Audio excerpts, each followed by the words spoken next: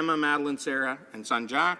I wish you and the entire chamber and my family and friends the best of holiday season. Thank you, Mr. Speaker. Questions and comments. The honourable member for Cariboo-Prince George. Mr. Speaker, and through you, I'd like to ask a very pointed question to our honourable colleague. Through his speech, he had mentioned that his government understands rural Canada, that they are committed to rural Canada. Yet we still have no softwood lumber agreement. We still do not have projects approved. We are struggling in rural Canada. Investments have flowed through major centres within Canada. High-speed transit, investment in high-speed transit, I've been on the record a number of times as saying that does nothing for my riding at Cariboo-Prince George. So through you, Mr. Speaker, a very pointed question. What is this budget going to do for jobs in my riding, a resource-dependent riding?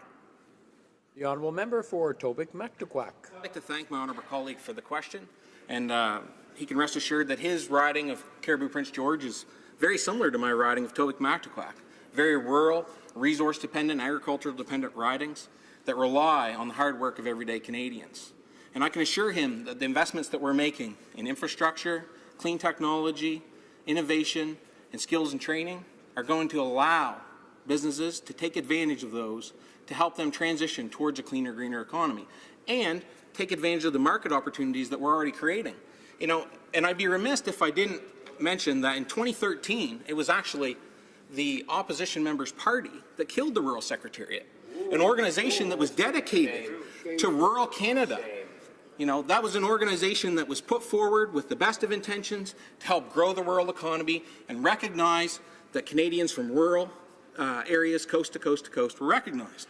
And I'd also be remiss if I didn't mention that we are making progress. We are working on softwood lumber. Another issue, by the way, which was left out in the cold by his government when they left office. They failed to restart negotiations with our U.S. counterparts. And because of that delay, we're caught in a circumstance that we're in today, where we see that we have not been able to make the significant moves forward with softwood lumber that we should have had by this point, because the conversation a year ago hadn't been started, which is very unfortunate. And lastly, I'd like to take one moment just to speak about pipelines, you know, and resource development projects, because in fact last week we approved the Line 3 expansion and we approved TMX. You know, those are two projects that are going to help rural economies in Alberta, Manitoba, Saskatchewan, workers from my riding in Tobique-Mactaquac, and other ridings across Atlantic Canada who rely on the natural resource sectors, especially oil and gas, to take advantage of world opportunities around the world. Thank you very much. Questions and comments. The honourable member for Saskatoon West. Thank you, Mr. Speaker, and I want to thank my colleague for his questions. Pardon me, for his speech. I'm asking the question.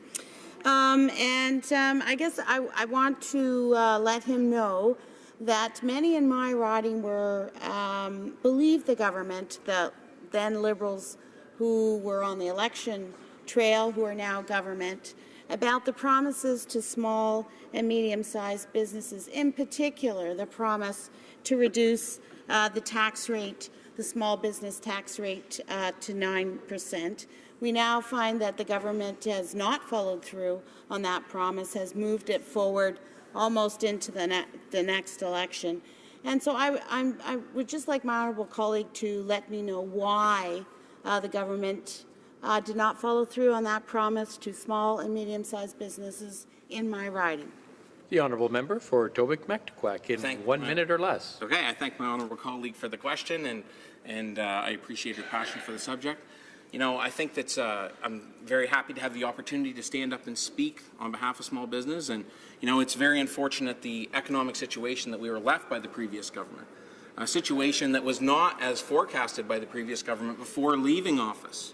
You know, they led us all to believe that everything was sunshine and roses and that there was absolutely nothing to worry about. Canadians could be confident that they were working hard on their behalf, when in fact, Mr. Speaker, we've seen no growth over the last 10 years. We've seen an infrastructure deficit, a lack of investment in the key infrastructure that allows our country to grow its economy and prosper.